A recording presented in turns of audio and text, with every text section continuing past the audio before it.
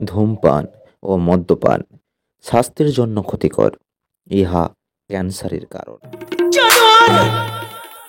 লজ্জা করে না যে মানুষটা দিনের পর দিন না খেয়ে না ঘুমে তোর জন্য রাত জেগে কাটিয়েছে, যে মানুষটা নিজের ছেঁড়া পোশাক পরে আমাদেরকে নতুন পোশাক কিনে দিয়েছে, যে মানুষটা নিজে খালি পায়ে হেঁটে আমাদেরকে নতুন জুতো কিনে দিয়েছে।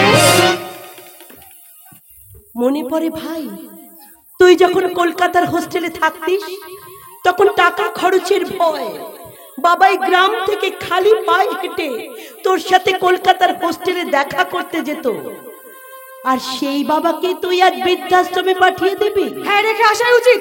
ওনার শরীরে এত রোগ। ও, রোগ হলে তাকে বৃদ্ধাশ্রমে পাঠিয়ে দিতে হয়? বাবা বাবা বাবা, ঠিক কথাই বলেছে আধুনিকা মক্ষী রানী। ক্ষমা করে দেবেন, আমি একটা নারী হয়ে একটা নারীর সম্বন্ধে বলতে বাধ্য হচ্ছি। প্রতি মাসে পিরিয়ডের সময় যখন তোমার পেটে যন্ত্রণা হয়, তুমি ছটফট করো, তখন আমার এই ভাই ডিউটি বন্ধ করে তোমার মাথার পাশে বসে ওষুধ খাওয়ায়। কই তখন তো তোমাকে সে হাসপাতালে রেখে আসে না? বাবা বাবা, মুখ বুঝে আর কত অপমান সহ্য করবে বাবা? মুখ বুঝে আর কত অপমান সহ্য করবে? উপায় নেই রে মা, উপায় নেই। কারণ আমি যে আমার কর্মক্ষমতা হারিয়ে ফেলেছি রে মা। কে বলেছে তুমি তোমার কর্মক্ষমতা হারিয়ে ফেলেছ? তুমি তো আমাদের জন্য অনেক কর্ম করেছো, অনেক কর্ম করেছে না ছাই? কি কি কর্ম করেছে শুনি? বাবা হয় অন্ধমের চিকিৎসা করানোর ক্ষমতা নেই, আবার বড় বড় কথা। অন্ধমের চিকিৎসা করানোর ক্ষমতা না থাকলেও যে জানোয়ারটা তোমার গলায় মালা পরিয়ে এই বাড়িতে নিয়ে এসেছে, সেই জানোয়ারটাকে এতদিন ধরে টাকা খরচা করে আমার বাবাই পুলিশ অফিসার বানিয়েছে। কত বড় বড় কথা বলিস না। ওই লোকটা আমার জন্য যা খরচা করেছে তার মূল্য আমি তাকে দিয়ে দেবো। দিবি তাহলে শোন, 25 বছর ধরে বাবা যে পরিশ্রম করে তোকে মানুষ করেছে, ফিরিয়ে দে সেই 25টা বছর। তোকে সুস্থ করবার জন্য বাবা যে রক্ত দিয়েছে, ফিরিয়ে দে সেই রক্ত। ধনী অট্টালিকা বানানোর জন্য যে সম্পত্তি বাবা তোর নামে রেজিস্ট্রি করে দিয়েছে, ফিরিয়ে দে সেই সম্পত্তি। ওরে ভাই, 25 বছর ধরে বাবা যে স্নেহ ভালোবাসা দিয়ে তোকে মানুষ করেছে, ফিরিয়ে দে সেই 25টা বছরের স্নেহ ভালোবাসা। চুপ কর মা, সাথী চুপ কর। না বাবা না, আমি আর চুপ করবো না। ওই জানোয়ারটাকে বুঝিয়ে দেবো। ওরে দুপে জানোয়ার, বউকে পেয়ে যে সন্তানেরা নিজের মা বাবাকে ভুলে যায়, তাকে সমাজের মানুষেরা বলে বউয়ের ভেড়া। ভেড়া বলেছি বলে কেউ হাততালি দিল না। আমার উচিত ছিল এই মুহূর্তে তোর গলায় পরিয়ে দেবে একটা জুতোর মালা। কি? আমার স্বামীকে এত বড় অপমান! আমি আজকে রণবীরদার কাছে গিয়ে তোকে যদি জব্দ করতে না পারি, তাহলে আমার নামও পলি নয়। চলে এসো সত্য। কি হলো? দাঁড়িয়ে আছিস কেন? যা, তোর বউ তোকে ডেকে গেল, যা একটা ফিডিং বোতল কিনে দেবে, চুষে খাবি। যা। দিদি কি বললি? ভুল আমার চরম ভুল। নেই নীতি আদর্শকে বিসর্জন দিয়ে পুলিশ অফিসার সত্যব্রত মুখার্জি বউয়ের কোলে শুয়ে যে একটা শিশুতে পরিণত হয়েছে, সেটা আমার জানা ছিল না। আমি যদি জানতাম তাহলে এখানে আসার আগে বাজার থেকে একটা চুষি কাঠি কিনে নিয়ে আসতাম। সেই চুষি কাঠিটা বউয়ের কোলে শুয়ে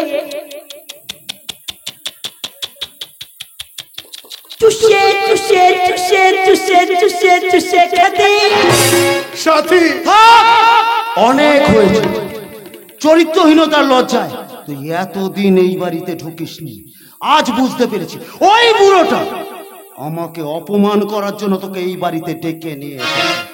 আমারও শেষ কথাটা শুনে রাখ, ওই বুড়োটাকে আগামী রবিবার আমি রেখে আসবই বৃদ্ধাশ্রমে। যা তুই কিচ্ছু করতে পারবি না, কিচ্ছু না, কিচ্ছু নয়। বাবা, মা, বাবা, বল মা। তুমি চিন্তা করছো কেন? না না, আমি তোমার বড় মেয়ে আছি তো, তোমার কোনো চিন্তা নেই, একদম কাঁদবে না, চোখের জল মুছো, আমি তো আছি বাবা, তোমার কোনো চিন্তা নেই, আমি তো তোমাকে দেখবো বাবা, তুমি এত ভেঙে পড়ো না বাবা। ও বাবা, বাবা শ্যামলী কোথায় বাবা? শ্যামলী, শ্যামলী, শ্যামলী কোথায়? আমি জানি না রে মা, আমি জানি না। জানি না মানে কোথায় গেছে? আমার মনে হয় ওরা ওরা শ্যামলীকে অপমান করে বাড়ি থেকে তাড়িয়ে দিয়েছে। কি বলছো কি বলছো? হ্যাঁ, শ্যামলী তো চোখে দেখতে পায় না, তাহলে রাস্তায় হাঁটবে কেমন করে বাবা? না না না, এই মুহূর্তে যেখান থেকে পারি, যেভাবে পারি আমি শ্যামলীকে খুঁজে আনবো বাবা, আমি শ্যামলীকে খুঁজে আনবো বাবা। প্রয়োজনে আমি নিজে মরবো, তবু আমার অন্ধ বোনটাকে মরতে দেব না বাবা, আমার অন্ধ বোনটাকে মরতে দেব না। ঠিক ঠিক বলেছিস রে মা, ঠিক বলেছিস। শ্যামলীর কোনো ক্ষতি হতে আমরা দেবো না। চল মা, চল, আমরা শ্যামলীকে খুঁজে বার করি। চল হ্যাঁ বাবা, চল। হ্যাঁ বাবা, যেখান থেকে পারি, যেভাবে পারি শ্যামলীকে খুঁজে নিয়ে তোমার কাছে হাজির করব বাবা, শ্যামলীকে খুঁজে নিয়ে এসে তোমার কাছে হাজির করব। শ্যামলী,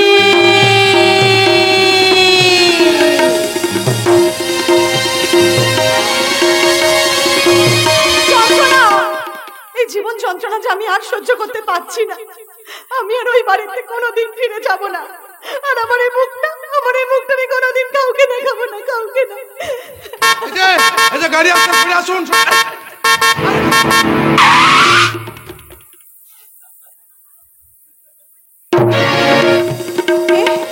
কে আপনি? কে আপনি? আমাকে মৃত্যুর মুখ থেকে বাঁচালেন। কি হলো? আপনি চুপ করে আছেন কেন? বলুন আপনি কে? আমি একজন পথিক। আপনি আপনি আমাকে বাঁচালেন কেন? কারণ আত্মহত্যা মহাপাপ। আর আমার জীবনে বেঁচে থাকাটাই যে মহাপাপ। কেন? আপনার জীবনের প্রতি এত ঘৃণা কেন? একটা জানোয়ারের জন্য। জানোয়ার? কে কে সেই জানোয়ার? ওই জানোয়ারটার নাম আমার নিজের মুখে উচ্চারণ করতে আমার ঘৃণা হচ্ছে। বলছেন ওই আপনি? জানোয়ারটা আমাদের হরিদেবপুর গ্রামে আগুন ধরিয়ে দিয়েছে। ওই জানোয়ারটার জন্য আমার এই চোখ দুটো নষ্ট হয়ে গেছে। ওই জানোয়ারটা আমাদের সহজ সরল আকবরটাকে খুন করেছে। আর ওই জানোয়ারটার জন্যই তো আমার দিদির জীবনটাই নষ্ট হয়ে গেছে। আচ্ছা, যে জানোয়ারটা আপনাদের হরিদেবপুরে আগুন লাগিয়েছে, যে জানোয়ারটা আকবরকে খুন করেছে, যে জানোয়ারটার জন্য আপনার চোখ দুটো নষ্ট হয়ে গেল, যে জানোয়ারটা আপনার দিদির জীবনটা নষ্ট করেছে, বলতে পারেন সেই জানোয়ারটার নাম কি? ওই জানোয়ারটার নাম হারাধন। কি হলো? আপনি হারাধন নামটা শুনে এরকম দূরে চলে গেলেন কেন? ভুল করছেন, আপনি ভুল করছেন। হারাধন আপনাদের কোনো ক্ষতি করেনি।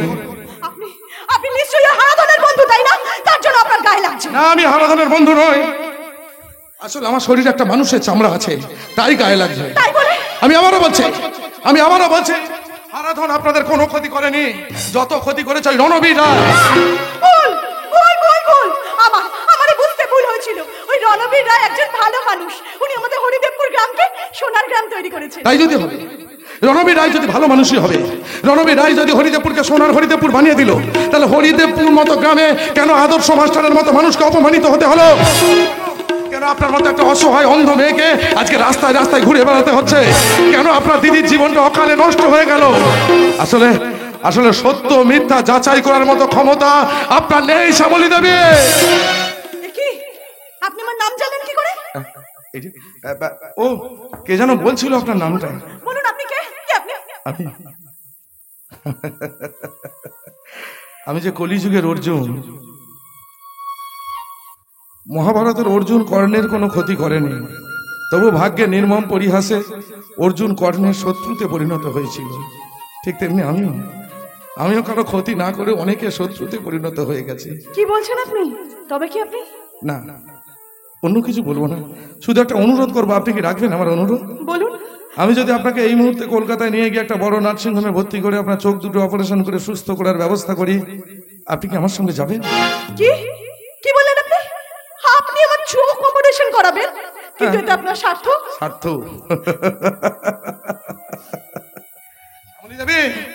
একটা অসহায় অন্ধ মেয়ের পাশে দাঁড়াবো, এই স্বার্থ আমার। তাই বলে আমি একজন শিক্ষিত মানুষ, আর একজন শিক্ষিত মানুষ হিসেবে একটা অন্ধ অসহায় মেয়ের পাশে দাঁড়ানোটা আমার নৈতিক কর্তব্য বলে আমি মনে করছি। আপনার মতো কিছু সংখ্যক মহৎ মানুষ শ্যামলী ছিল দেবী। বলে আজও হয়তো আমরা বেঁচে আছি। না সামলে দেবে না, আমি মহৎ নয়, আমি অতি সাধারণ একটা মানুষ। তাই বলে আপনি আমার মতো একটা হতভাগিনীর জন্য? আমি এসে এক হতভাগা, ভাগ্যের নির্মম পরিহাসে অপরাধ না করে অপরাধী তকমা নিয়ে ঘুরে বেড়াচ্ছে। আমি যার যার উপকার করেছিলাম আজকে তারা আমার শত্রু, আমাকে অপমান করছে। তাই বলছিলাম এমন তো কোনোদিন আসবে যেদিন আপনার চোখটা অপারেশন হবে, আপনি সুস্থ হবেন, আমি আপনাকে নার্সিংহোমে নিয়ে গিয়ে সুস্থ করাবো, তারপর চোখটা খুলবেন, চোখটা খুলে প্রথম দেখবেন আমাকে। আর সেদিন প্রথম আমাকে দেখার পরে আপনি আমাকে ভুল বুঝবেন না তো? ছি ছি, আমি এত টকরদাগ নই। আপনি আমাকে ভুল বুঝবেন না? আমি ভুল বুঝবো না। কথা দিচ্ছেন? আমি কথা তাহলে দিচ্ছি। চলুন না, দেরি করবেন না, এই মুহূর্তে আপনাকে নিয়ে যাব আমার বন্ধুর বাড়ি। বন্ধুর বাড়ি কেন? আপনার বাড়ি? না না, এই মুহূর্তে ওকে আমার বাড়িতে নিয়ে যাওয়া যাবে না। আমার মা যদি ওকে বলে দেয় যে আমি হারাধন, তাহলে ও কিন্তু আমার কোনো উপকার গ্রহণ করবে না, কারণ ওর কাছে আমি যে একটা বেঈমান, একটা জানোয়ার। তাই তো আপাতত পরিচয় গোপন রেখে ওকে আমার বন্ধুর বাড়িতে নিয়ে যাব। কি হলো, আপনি চুপ করে আছেন কেন? আপনি বন্ধুর বাড়ি কেন নিয়ে যাবেন? আপনার বাড়ি নেই শ্যামলী দেবী, নেই, আমার বাড়ি নেই। দুর্ভাগ্যের দমকা ঝড়ে আমার ভালোবাসার নীড়টা অনেকদিন আগেই ভেঙে গেছে। আমি একটা যাযাবর হয়ে ঘুরছি, কখন যে কোথায় থাকি কোথায় থাকবো আমার সঠিক ঠিকানা নেই। আপাতত কয়েকদিনের জন্য বন্ধুর বাড়িটাই হয়েছে আমার একমাত্র ঠিকানা। তাই বলছিলাম দেরি করবেন না, চলুন আপনাকে এই মুহূর্তে নিয়ে যাই আমার বন্ধুর বাড়ি, চলুন। আচ্ছা, আমি আপনাকে কি বলে ডাকবো? ও হ্যাঁ, তাই তো। আপনি আচ্ছা বলছিলাম আপনি আমাকে যদি কিছু না মনে করেন, বন্ধু বলে ডাকতে পারবেন না? বন্ধু? হ্যাঁ, হাতটা ধরুন, এই হাতটা দিন, চলুন না আপনাকে আমি হাত ধরে নিয়ে যাই, আসুন আমার সঙ্গে, আসুন। দেখুন, এমনি করে কোনো অচেনা অজানা মানুষ যদি কোনো অসহায় মানুষের হাত ধরে এগিয়ে নিয়ে যায়, তখন তাকে তো বন্ধুই বলতে হয়। আপনি কাছে থাকা নয়, পাশে থাকার নামই তো হলো বন্ধুত্ব। মিথ্যে কথা বলে মন ভোলানো নয়, সত্যি কথা বলে সাহস জোগানোর নামই হলো বন্ধুত্ব। ভুল ভেবে সরে যাওয়া নয়, ভুল সূত্রে দিয়ে ভালোবাসার নামই তো হলো বন্ধুত্ব। সময়ের সাথে পাল্টা যাওয়া নয়, সময়কে পাল্টা জবাব দেওয়ার নামই হলো বন্ধুত্ব। আজকের বেপরোয়া ব্যস্ত জীবনকে পরোয়া না করে কেমন আছিস জানতে চাওয়ার নামই হলো বন্ধুত্ব। শুধু ফটো সেশনের আলোর ছটা কাঁধে হাত রাখা নয়, একাকিত্বের অন্ধকার দূর করতে কাঁধে হাত রাখার নামই তো হলো বন্ধুত্ব।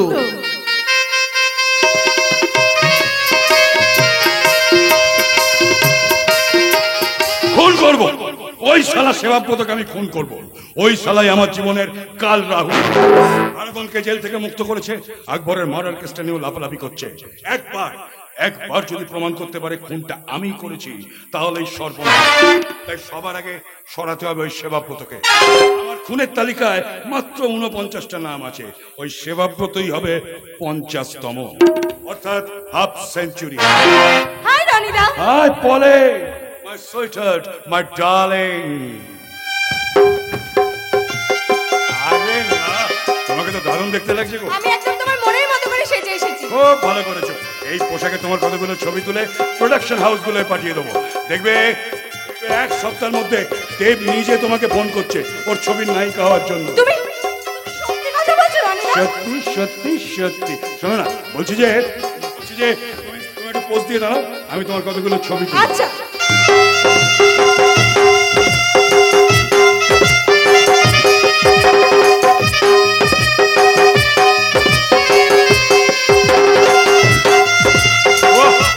হয়েছে দেখেছো? ছবিগুলো তো ফাটাফাটি হয়েছে। আরো ফাটাফাটি হবে। তুমি পাশের ঘরে অপেক্ষা করো, আমি এক্ষুনি যাচ্ছি। পুলিশ অফিসার সত্যব্রত মুখার্জি, ভবিষ্যতে যদি কোনো দিন আমার বিরুদ্ধে মুখ খোলো, এই ছবিগুলোই হবে তোমার মৃত্যুবাণ।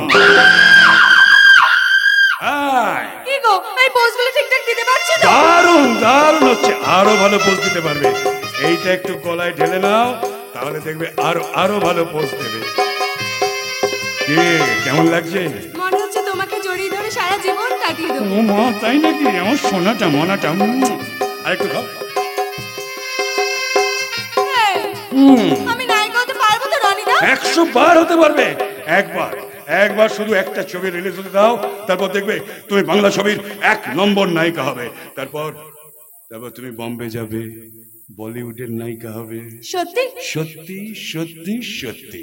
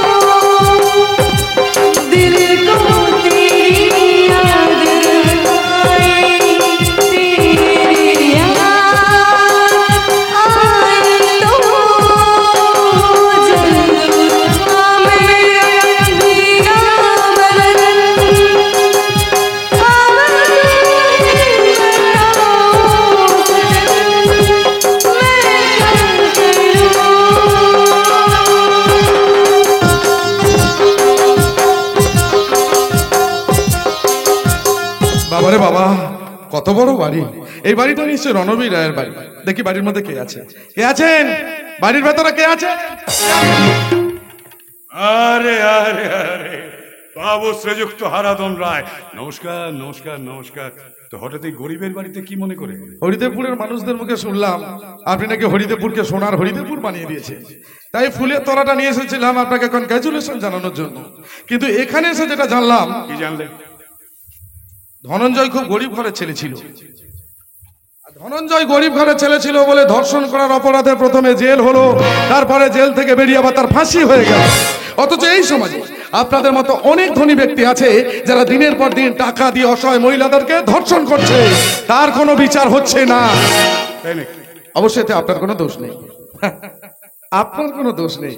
যে দেশে নেতা মন্ত্রী পুলিশ অফিসার থেকে শুরু করে হসপিটালের ডাক্তাররা পর্যন্ত ধর্ষণ কাণ্ডে যুক্ত, সে দেশে আপনার মতো ধনী ব্যক্তিরা ধর্ষণ করবেন, এতে আর দোষ কোথায় বলুন? একদম বাজে কথা বলবে না। আমি ওকে ধর্ষণ করিনি, ও স্বইচ্ছাতে। আরে বাবা, ও আমার গার্লফ্রেন্ড। তাই নাকি? তাহলে আপনাকে বলাটা আমার ভুল হয়েছে। আমি আপাতত ওই মহিলাকে বলবো। কি বলতে চাইছো তুমি? আমি বলতে চাইছি আপনার স্বামী মানে পুলিশ অফিসার সত্যব্রত মুখার্জি কি বেতন অনেক কম পাচ্ছে নাকি, যে টাকার প্রয়োজনে আপনাকে যৌবন ফেরি করে বেড়াতে হচ্ছে? Mind your language. My name is Haradhan Roy, characterful but not characterless like you. আরে টাকার যদি এতই প্রয়োজন ছিল তাহলে বদ্ধ ঘরে কেন শোভাবাজার কিংবা সোনাগাছির মোড়ে আর 5টা যৌন কর্মীদের সঙ্গে লাইনে দাঁড়িয়ে যেতে পারতেন, তাহলে মোটা টাকা রোজগার হয়ে যেত। রণবীরদা, এই রাজকালটা তোমার সামনে দাঁড়িয়ে আমাকে এভাবে অপমান করছে। তুমি যদি এর বিহিত না করো তাহলে আমি আর কোনোদিন তোমার কাছে আসবো না, এই বলে গেলাম। পরে শোনো, পরে। এই রাজকাল, তোর তো সাহস কম নয়, আমারই বাড়িতে দাঁড়িয়ে আমারই সামনে আমারই কেসকে অপমান করছিস। জানিস আজ তোকে আমি এমন শিক্ষা দেবো। বাবা, এত চিৎকার করছো না তুমি, আমি পুজো দিতে পারছি না। কি করছো?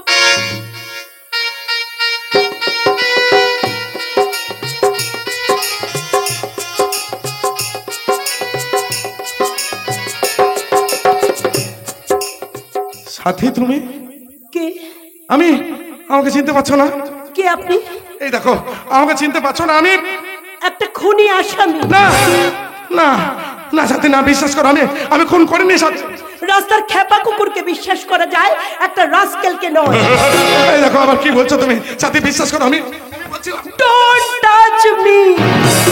নেহাত আমি একজন অত্যন্ত ভদ্রলোক, তা না হলে আমারই বাড়িতে এসে আমার স্ত্রীকে স্পর্শ করার অপরাধে ঘাড় ধাক্কা দিয়ে পার করে দিতাম।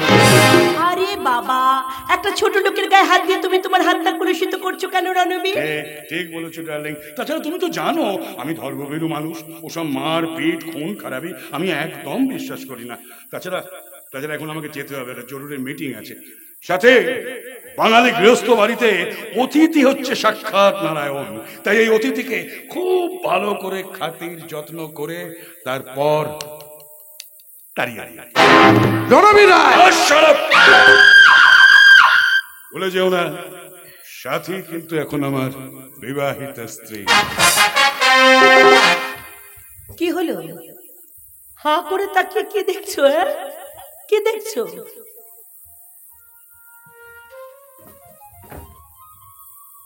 বলছি সত্যি সত্যি কি তোমার বিয়ে হয়ে গেছে? আমার হাতে শাখা পলা, শীতেতে সিঁদুর দেখে তোমার বিশ্বাস হচ্ছে না আমি বিবাহিতা? বিশ্বাস?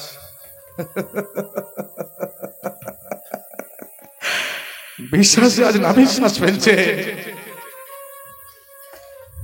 আর দুর্ভাগ্যে দমকা ঝড়ে ভেঙে যাওয়া ভালোবাসাটা আজ আজ অসহায়ের মতো প্রশ্ন করছে, কেন কেন তুমি অন্যের দেওয়া সিঁদুর সিঁথিতে বললে? আমার জন্য অপেক্ষা করতে পারলে না?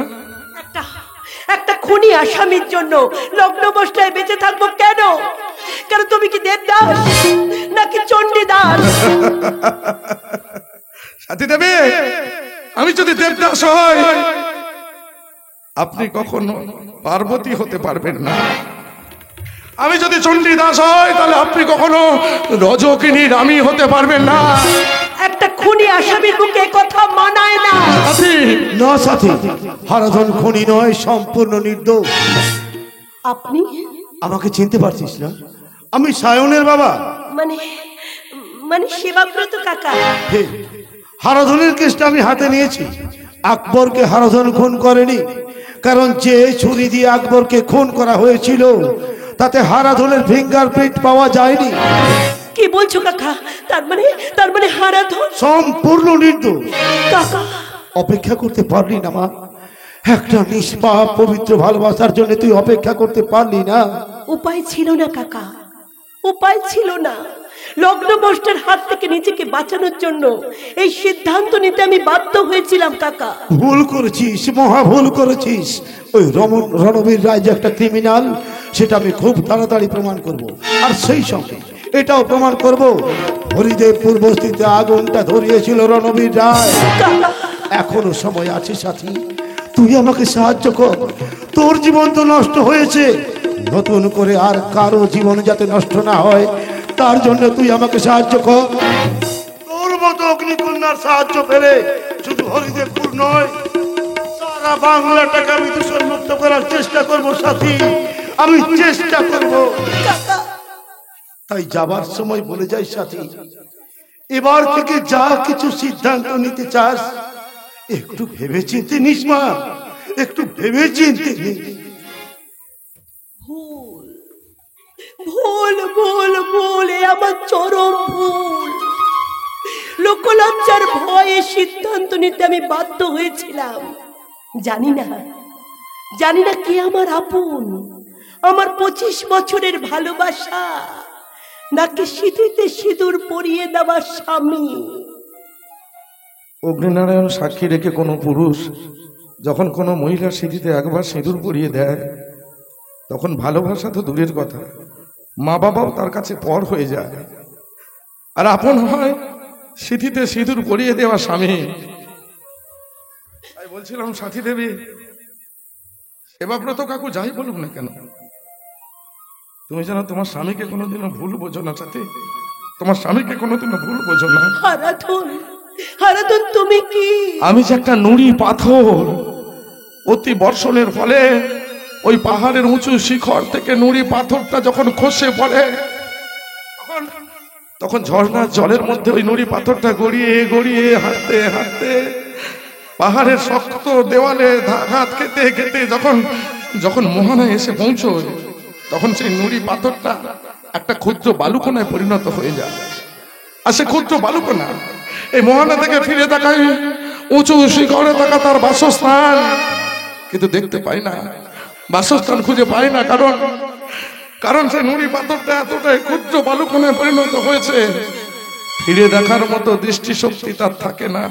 ক্রমশ গভীর সমুদ্রের তলদেশের দিকে সেই নুড়ি পাথরটা হারিয়ে যায়।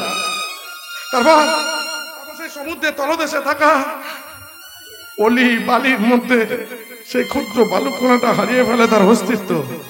আজ বোধ হয় আজ বোধহয় আমি আমার অস্তিত্বটাকে হারিয়ে ফেলছি।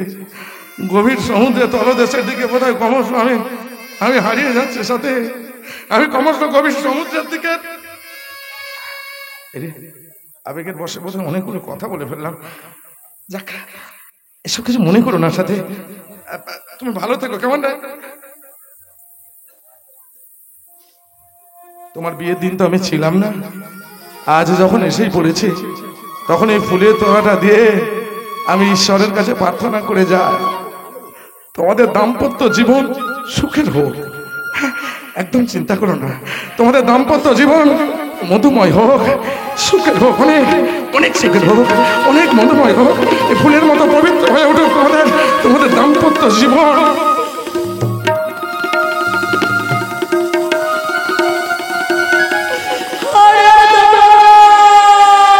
পিয়া রে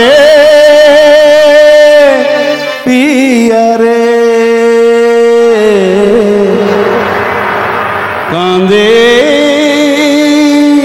পিয়া রে পিয়া রে পিয়া রে কাঁদে পিয়া রে। ভালোবাসা কেন এত অসহায়, বুকে প্রেম মনে আশা নিভে যায়। ভালোবাসা কেন এত অসহায়, বুকে প্রেম মনে আশা নিভে যায়।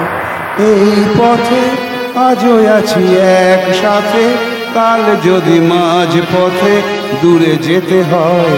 পিয়ারে পিয়ারে পিয়ারে কাঁদে মন কাঁদে হিয়ারে পিয়ারে পিয়ারে কাঁদে হিয়ারে পিয়ারে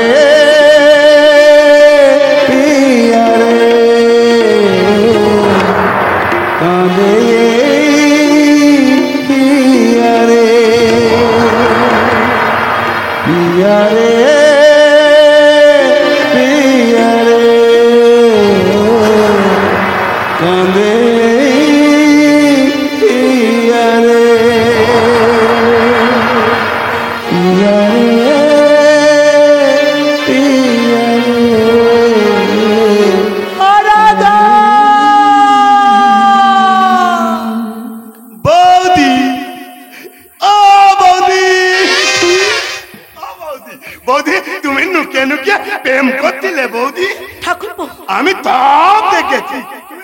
ওই দাদাকে বাকি দিয়ে ওই হারাটার সঙ্গে লুকিয়ে লুকিয়ে প্রেম করছিলি। ঠাকুরপো, তুমি ভুল দেখেছো। না, আমি নিজের চোখে দেখেছি, তাই তো দাদা এনে আজ আমি দাদাকে বলবো। দাদা রে, ও দাদা, তোর অবর্তমানে তোর বউ। ঠাকুরপো, এসব কি বাজে কথা বলছো? বলবো না, কাউকে কিচ্ছু বলবো না। তাহলে আমাকে একটু দাও। দেব? কি দেব? এত বড় মেয়ে ছেলে হয়েছে, কি তুই জানিস না? আরে বাবা, তুমি না বললে আমি কি করে বুঝবো ঠাকুরপো? মানে বলছিলাম কি তোমার বুকের মধু একটু দাও না। বল চলো আর আমার এখানে ভালো লাগো, ভালো ভালো। চলো, এই বলে ঠিক হয়ে গেছে। বেরিয়ে যাও আমার বাড়ি থেকে, এই মুহূর্তে তুই বেরিয়ে যা বলছি, বেরিয়ে যা। এত সহজে তো আমি বেরিয়ে যাব না রে থালি। তুই আমার দুটো গালে তল মেলেছিস, আমি তো তোর বুকের মতো খাবোই খাবো।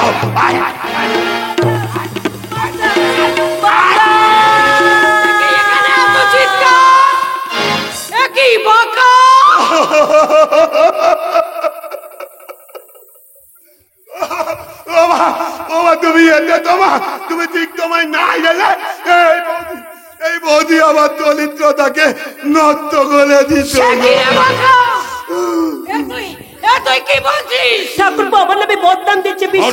নিজের চোখে না দেখলে হয়তো বিশ্বাস করতাম তুমি একটি সতী নারী। দেখো, আমি একা ছিলাম।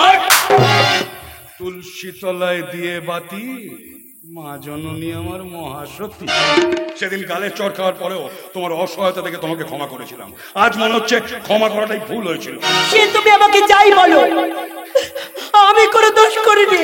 ঠাকুর আমাকে একা পেয়ে। ও বাবা দেখো দেখো, মোদি আবার আবার যাবে, মিথ্যে কথা বলছে। ছি ছি ছি, আমার হেউড়ো হাওয়া ছেলের নামে কেমন মিথ্যে কলঙ্ক দিচ্ছে দেখো। চল বাকা চল, আমরা আর এখানে থাকবো না, না। একদম তোমরা করতে যাবে না। দরকার হলে আমি এই বাস্টারটাকে বাড়ি থেকে তাড়িয়ে দেবো।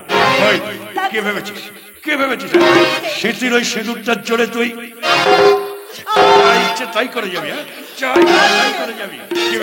কি ভেবেছিস আমি দুর্বল? হ্যাঁ, আমি দুর্বল? এতদিন শুধু তোমার সঙ্গে ভালো ব্যবহার করে গেছি ওই হরিদেবপুরের জমিটা পাবো বলে।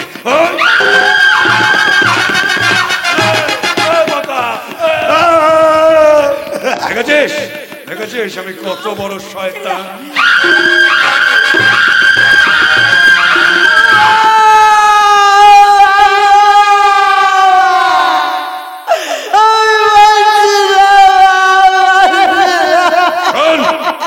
হরিদেবপুরের বস্তিতে আগুনটা আমি লাগিয়েছিলাম। আমি একবারকে খুন করে হারাধনকে জেলে পাঠিয়েছিলাম। একটা নিরপরাধ ছেলেকে তুমি জেল খাটিয়েছো। তোমাকে আমি ছাড়বো না শয়তান, তোমাকে আমি ছাড়বো না।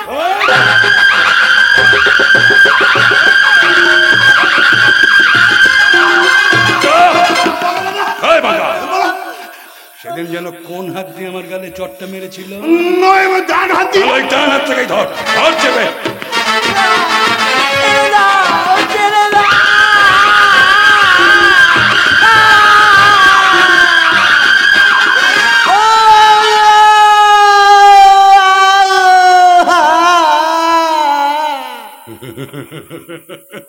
এবার বুঝতে পেরেছিস আমি কে? ক্ষমতায় বীর, মুখে ক্ষীর। নাম আমার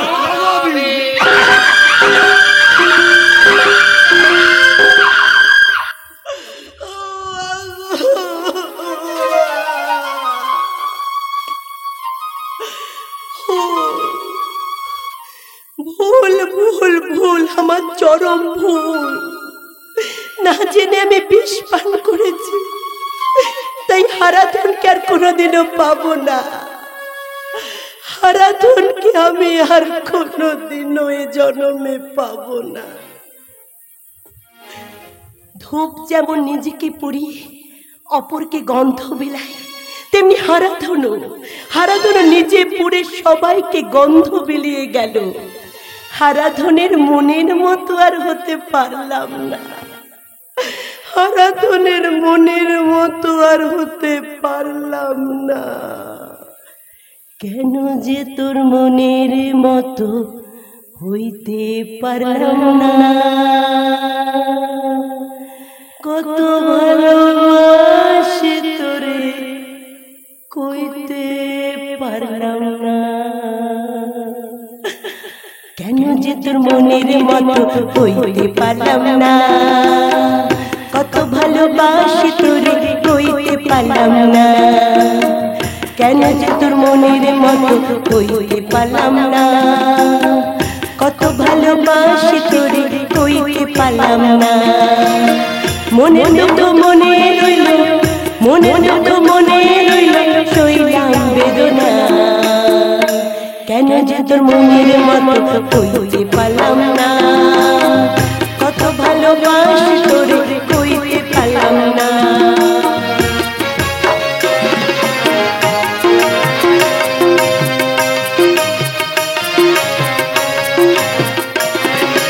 তোরে ভালোবেসে যাব জিতি কিংবা হারি, তোর জন্য কষ্ট নদী দিয়ে যাব পারি।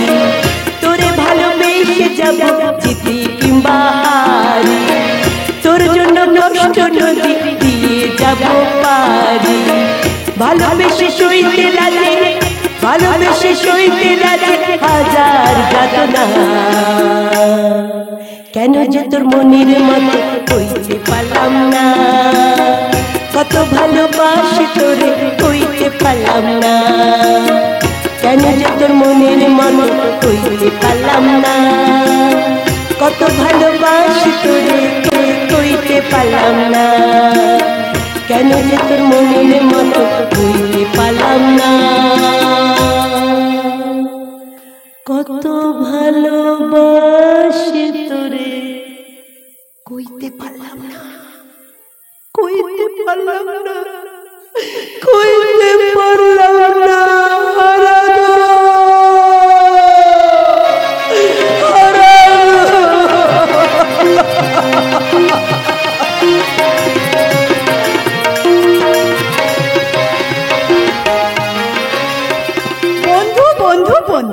বন্ধুকে পাওয়া আমার জীবনে স্বপ্নের মতো মনে হচ্ছে। সেদিন স্বপ্নের মতো বন্ধু আমার জীবনে এসে হাজির হয়েছিল। আমার বন্ধু আমার জীবনে কোনো অভাব রাখেনি, না চাইতেই আমাকে সবকিছু এনে দেয়। তাই তো কাল রাত্রে আমি স্বপ্ন দেখছিলাম, আর স্বপ্নে বন্ধু আমায় বলছিল, আমরা দুজনা সর্বখেলনা গরিব না ধরণীতে, মুগ্ধ ললিত অশ্রু গলিত গীতে, পঞ্চস্বরের বেদনা মাধুরী দিয়ে, বাসর রাত্রি রচিব না মোরা প্রিয়ে, বাসর রাত্রি রচিব না মোরা প্রিয়ে, বাসর রাত্রি রচিব না মোরা প্রিয়ে। তাই আমার এই চোখ দিয়ে পৃথিবীর সব আলো আমি তোমায় দেখাবো। বলো না সুরে কোন পাখি ডাকে দূরে, আমার এই চোখ দিয়ে পৃথিবীর সব আলো আমি তোমায় দেখাবো। বলো না সুরে কোন পাখি ডাকে দূরে।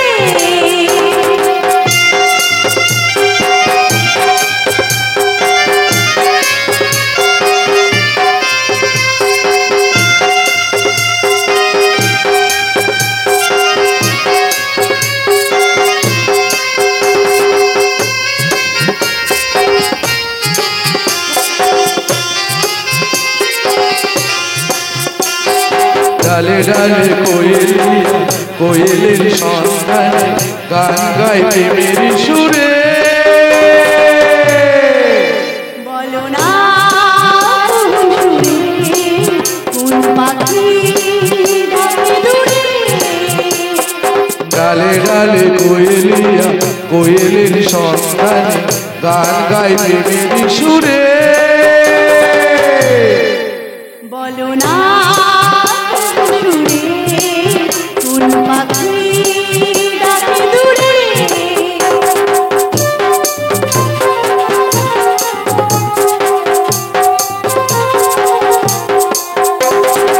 আমার এই চোখ পৃথিবীর সব আলো আমি তোমায় দেখাবো। বলো না সুরে কোন পাখি ডাকে দূরে। বলো না সুরে কোন পাখি ডাকে দূরে। বন্ধু, বন্ধু তুমি কোথায় গেলে? কোথায় গেলে তুমি? ও, আমি তো তখন স্বপ্ন দেখছিলাম। বন্ধু এখানে আসবে কি করে? বন্ধু তো সেই সকালবেলা বাড়ি থেকে বেরিয়েছে। ভুল ভুল ভুল ভুল, এই সব চিন্তা হচ্ছে আমার মনের ভুল। তোমার মনের ভুলটা ভালোবাসার ফুল হয়ে ফুটে উঠবে শ্যামলী। কে আপনি? আমি তো তোমার বন্ধু। বন্ধু? না না না, আপনি আমার বন্ধু হতেই পারেন না। আমি যে আমার বন্ধুর গলাটা চিনি। শালা সেবাব্রত নিজের বাড়িতে মেয়েটাকে আটকে রেখেছে। হ্যাঁ, অনেক কষ্টে বাড়িটা খুঁজে পেয়েছি, আর খুঁজেই যখন পেয়েছি তখন এই ফাঁকা বাড়িতে দিব দিব ছেড়ে দিব, সময় হলেই ছেড়ে দিব।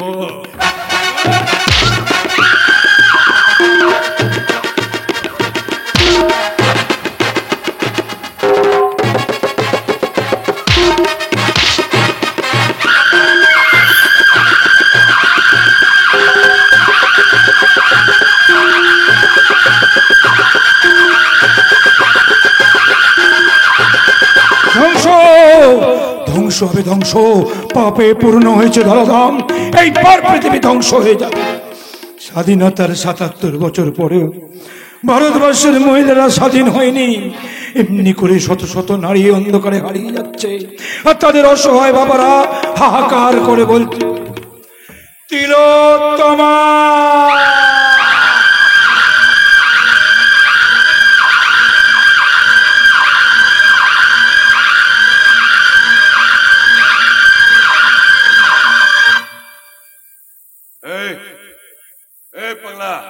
তুই?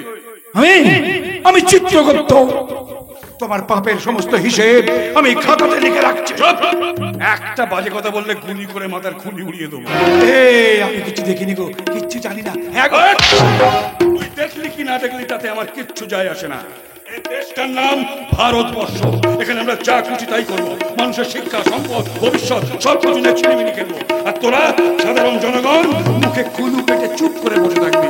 আর যদি কোনোদিন ভুল করে কোনো প্রতিবাদ করিস তাহলে তাহলে ঘর থেকে মুরগিটাকেই আলাদা করে দেবো।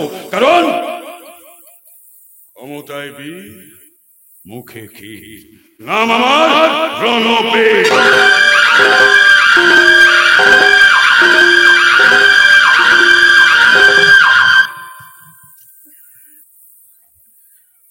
ও ওঠো গো জননী,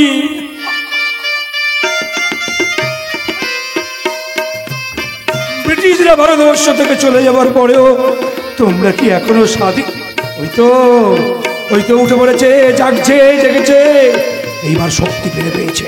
এইবার যুদ্ধ হবে, মহাযুদ্ধ। জানোয়ার, বন্ধু, বন্ধু তুমি এসেছো? হ্যাঁ এসেছি। বন্ধু তুমি এসেছো? কি হয়েছে তোমার? বন্ধু ওই জানোয়ারটা আমাকে কি করেছি? কি করেছো জানোয়ার? কে তুমি? কে তুমি? আমি রাবণের বাবা বিশ্বশ্রবা, বিশ্বশ্রবা সপ্তর্ষির মধ্যে একজন। কিন্তু এখানে কেন এসেছো? বলতে এসেছি তোমার সীতাকে হরণ করতে এসেছিল রাবণ। রাবণ? হ্যাঁ আমি চলে যাচ্ছি ওই কৈলাস পর্বতে যেখানে আমি থাকি। দাঁড়াও, বলে যাও তুমি কি বলতে চাইছো? নার সীতারে হরেছে রাবণ, পল্লীর পথ পথে মুটি মুটি ধানে গহনা তাহার পড়িয়াছে বুঝি চোরে, পড়িয়াছে বুঝি চোরে। কি বলে গেল ওই লোকটা? কি বলে গেল? হ্যাঁ ওই লোকটা কথাগুলো মানেটা কি? এসা বলে কি বলে গেল? কি না না বন্ধু, তুমি আমাকে ছবে না। ছবো না? না দাও, ছবে না। আরে বাবা কেন, কি হয়েছে তোমার? ছবো না কেন? কারণ শ্যামলীর নারী জীবনের শ্রেষ্ঠ সম্পদ যে আজ চুরি হয়ে গেছে বন্ধু। কি বলছো শ্যামলী? হ্যাঁ বন্ধু, এই ফাঁকা ঘরে আমাকে একা পেয়ে ওই জানোয়ারটা আজ আমাকে অপবিত্র করে দিল। এত নোংরা, এত জঘন্য এই সমাজ। একটা অন্ধ মেয়ের সতীত্ব নিয়ে বেঁচে থাকার এই সমাজে কোনো অধিকার নেই। না না না, এই কি হলো? হ্যাঁ সাথী শ্যামলী আজ আজ দুটো বোনের জীবন অকালে ঝরে পড়বে। না, এই অন্যায় আমি কিছুতেই মানবো না। শ্যামলী বলো, শ্যামলী বলো, যে জানোয়ারটা তোমার এত বড় ক্ষতি করেছে সেই জানোয়ারটা কে? জানি না। জানো না তুমি? আমি কিচ্ছু জানি না, কিন্তু এই জানোয়ারটা যখন আমার গায়ের মধ্যে আছড়ে পড়েছিল আমি ওর গলা থেকে এই লাকেটটা ছিনিয়ে নিয়েছি। বি.এন. রয়? তাহলে বি.এন. রয় নাম ওই জানোয়ারটাই শ্যামলীর সতীত্ব নষ্ট করেছে। কে? ছাড়বো না, যেমন করবো ওই বি.এন. রায়কে আমাকে খুঁজে বের করতেই হবে। শ্যামলী চিন্তা করো না, শ্যামলী ওই বি.এন. রায়কে, ওই বি.এন. রায় নামক জানোয়ারটাকে ধরে এনে আমি তোমার পায়ের তলায় শুইয়ে দেব। শ্যামলী, শ্যামলী কাঁদছো কেন? চোখের জল মোছো, আমি তো আছি, তোমার বন্ধু আছে না? এত চিন্তা করছো কেন? আজকের দিনে এই সমাজে নারীদের তো কোনো নিরাপত্তা নেই। শুধু তুমি কেন, তুমি ছাড়া অভয়ার মতো হাজার হাজার মহিলা অকালে ঝরে পড়ছে।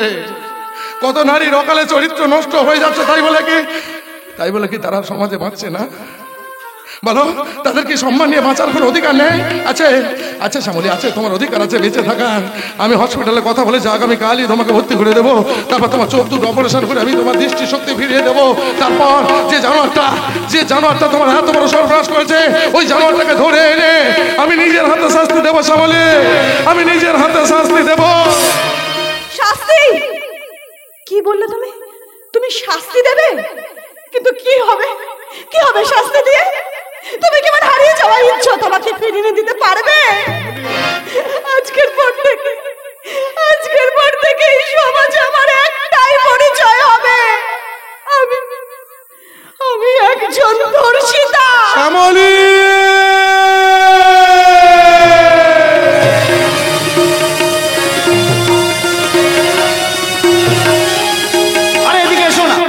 এই দেখো, এটাই হচ্ছে আনন্দ আশ্রম, এটাই সে বৃদ্ধাশ্রম। এখন থেকে তোমার থাকার ঠিকানা, বুঝতে পেরেছো? এখানে খুব শান্তিতে থাকবে, খাবে দাবে ঘুমাবে। আমি চলি। আমি বলছিলাম সত্যি সত্যি তুই আমাকে একা ফেলে চলে যাচ্ছিস, তা মাঝে মাঝে আসবি তো? আরে কখন আসবো বলো তো? তুমি তো জানো, পুলিশের চাকরি, একই ছুটি কম, আর যেটুকু ছুটি পাই তোমার বৌমাকে নিয়ে একটু আধটু বেড়াতে যেতে হয়। তোমার কাছে কখন আসবো? ঠিক আছে, আসতে না পারলেও মানে আমি বলছিলাম যে আসতে না পারলেও মাঝে মাঝে ফোন করবি তো? সকাল থেকে রাত্রি পর্যন্ত উপরতলার অফিসারদের ফোন ধরতে ধরতেই সময় চলে যায়। তোমাকে ফোনটা করবো কখন? ও, ফোনও করতে পারবি না? ঠিক আছে, তাহলে বৌমা মাঝে মাঝে ফোন করবে তো? এই যে লোকে বলে না বয়স হলে লোকের বুদ্ধিভ্রম হয়, তোমাকে দেখেই বুঝলাম। তুমি জানো বাড়িতে আমার অত দামি কুকুর রকি আছে, তার উপর আজকে আবার 1 লাখ টাকা দিয়ে আবার একটা কুকুরের বাচ্চাকে বাড়িতে নিয়ে আসছে। ওদের দুটোকে খাওয়াতে স্নান করতেই পলির সময় চলে যাবে। তোমাকে ফোন করার সময়টা কোথায় ওর? ঠিক বলেছিস বাবা, ঠিক বলেছিস। সত্যি তো, তোর বাড়িতে কত দামি দামি পোষা কুকুর আছে, তাদের সেবা করতে তো বৌমার সময় চলে যাবে। আমাকে ফোন করে সময় নষ্ট করবে কেন? হ্যাঁ, আমি বলছিলাম একটু সাবধানে থাকিস আর সময় মতো খাওয়া দাওয়া করে নিস। ওসব নিয়ে তোমাকে ভাবতে হবে না, আমি যাই তোমার রুম নাম্বারটা কত দেখে আসি। রুম নাম্বার জেনে কি লাভ? আপনি তো আর বাবাকে কোনোদিন দেখতে আসবেন না মিস্টার মুখার্জি। না মানে? চলো আদর্শদা, এতদিন ধরে যে পুণ্য সঞ্চয় করেছে এবার সুখ ভোগ করবে, চলো। সেবাব্রত, তুমি তাহলে আমাকে চিনতে পেরেছো দাদা? শৈশবকালের বন্ধুকে কি কখনো ভোলা যায়? তার মানে আপনি আদর্শদার অনেকদিনের বন্ধু সেবাব্রত সান্যাল। আজকে যে বৃদ্ধাশ্রম দেখছেন, 25 বছর আগে এটা ছিল একটা অনাথ আশ্রম। এই অনাথ আশ্রমের কচি কাঁচা অনাথ শিশুদের পড়াতেন আপনার বাবা আদর্শ মুখার্জি। একদিন একটা শিশুর ভারী অসুখ করলো, প্রায় মর অবস্থা। ডাক্তার বললো এক্ষুনি রক্ত দিতে হবে, কিন্তু ব্লাড ব্যাংকে তখন রক্ত পাওয়া যাচ্ছিল না। সেদিন এই আদর্শ মাস্টার নিজের শরীরের রক্ত দিয়ে সেই অনাথ শিশুটিকে বাঁচায়। কিছুদিন পরে ছেলেটি সম্পূর্ণ সুস্থ হলে এই আদর্শদা এই আশ্রম থেকে সেই ছেলেটিকে দত্তক নিয়ে নিজের বাড়িতে যায়, নিজের সন্তান স্নেহে লালন পালন করে মানুষ করে। তাহলে সেদিনে সেই অনাথ সন্তানটা কে? সেদিনের সেই অনাথ ছেলেটি হলো সৎ, নির্ভীক, আদর্শবান, কর্তব্যপরায়ণ সন্তান সত্যব্রত মুখার্জি। চুপ করো প্লিজ দাদা, আমাকে বলতে দাও। যাকে আজ তুমি বৃদ্ধাশ্রমে দিতে এসেছো, এই মানুষটা নিজের শরীরের রক্ত দিয়ে তোমাকে তিল তিল করে মানুষ করেছে। বাবা, ওই লোকটা যে কথাগুলো বললো, কথাগুলো কি সত্য?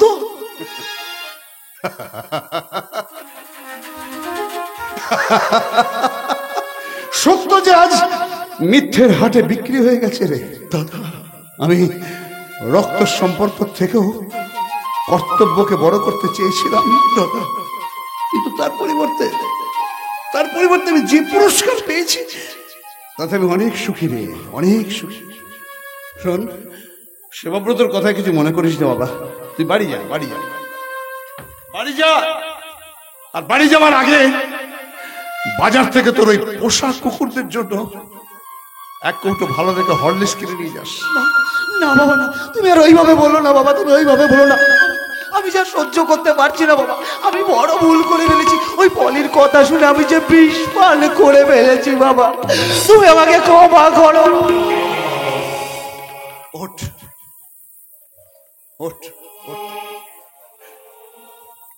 তোকে ক্ষমা করবো কেন? তুই কি দোষ করেছিস? তুই তো কোনো দোষ করিস না। দোষ তো আমি করেছি, অন্যায় তো আমি করেছি, কারণ আমার শিক্ষা তোকে আমি শিক্ষিত করতে পারিনি। তার জন্য তুই আমাকে ক্ষমা করে দে বাবা, তুই আমাকে ক্ষমা করে দে। এমন মানুষ তুমি, বউয়ের কথায় অন্ধ বোন শ্যামলীকে বাড়ি থেকে তাড়িয়ে দিলে। শ্যামলের কথা তুমি জানলে কি করে? কোথায় আমার শ্যামলী বা কোথায়? আমার কাছে। আপনার কাছে? হ্যাঁ, গত সপ্তাহে একজন ভগবান সহৃদয় ব্যক্তি শ্যামলীর চোখ অপারেশন করিয়েছেন। কে সেই ব্যক্তি? যাকে আপনারা খুনি আসামির তকমা লাগিয়ে এই গ্রাম ছাড়া করেছেন, সেই হারাধন। হারাধন? হ্যাঁ, হারাধন ফুলের মতো পবিত্র। কি বলছেন আপনি? তার মানে সব ভুল আমার, সব অপরাধ করেছি আমি। বাবা, আজ আমার সব ভুল ভেঙে গেছে বাবা। আমি এক্ষুনি হারাধনদার কাছে গিয়ে ক্ষমা চেয়ে নেব। তারপর যাদের জন্য হরিদেবপুরের এত বড় ক্ষতি হয়েছে সেই সব শয়তানগুলোকে একটা একটা করে খুঁজি আমি নিজের হাতে শাস্তি দেব বাবা, নিজের হাতে শাস্তি দেব। সত্য আমি চলে যাব বাবা, হরিদেবপুর ছেড়ে আমি অনেক দূরে চলে যাব। ওই হরিদেবপুরে থাকার যে আমার কোনো অধিকার নেই। সত্য, কারণ আমি যে তোমার ঔরজাত সন্তান নই বাবা, আমি যে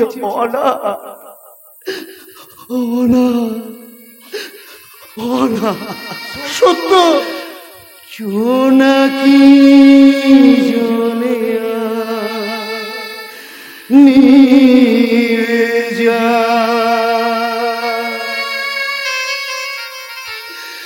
রাত পাখি আধারে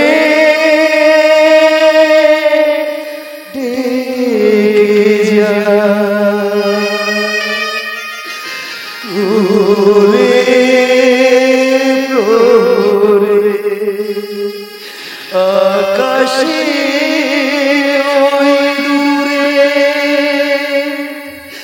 জাগে রে তারারা, কি আশা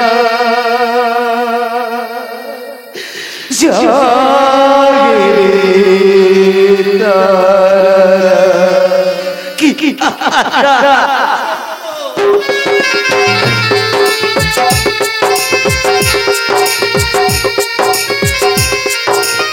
জ্বলছে জ্বলছে, জোনাকিগুলো জ্বলছে। আর যখন জোনাকিগুলো জ্বলছে তখন আমার চেনা পথ ধরে আমি হেঁটে চলেছি, কিন্তু যখনই জোনাকিগুলো নিভিয়ে যাচ্ছে আমি চেনা পথটাকে হারিয়ে ফেলি। আমি ভুলে যাই আমি কে। কারণ আমার জীবনের একমাত্র ভালোবাসা আমার সাথে নেই। তাহলে কি নিয়ে বাঁচবো আমি? কাকে নিয়ে বাঁচবো? কি আছে?